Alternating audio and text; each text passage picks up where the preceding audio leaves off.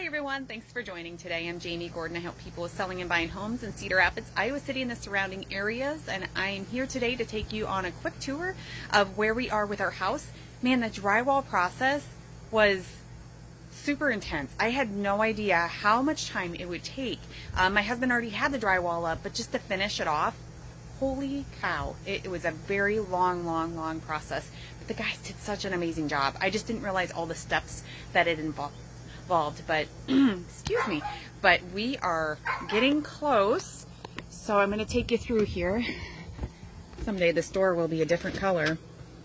Cannot turn any lights on because the light bulbs are out. So the first thing that they came in and did was they came in and they skim coat did all of the walls, so just kind of evened out the texture, and then they came in and did they touched it up again and just refined it even more. And then the last step is to spray coat it. So you'll see in this room, we did the knockdown ceilings.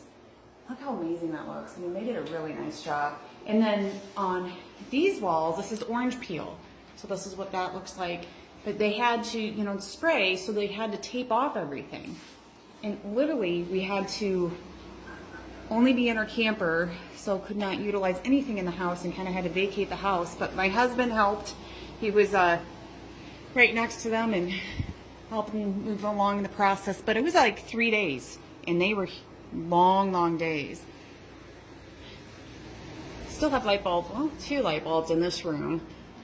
But you'll see this, the color is still there, but you can see that the texture is all ready for us to paint. Well, it will be tomorrow.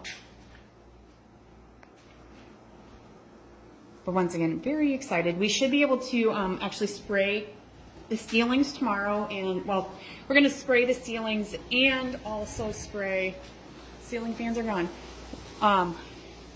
Look at our kitchen.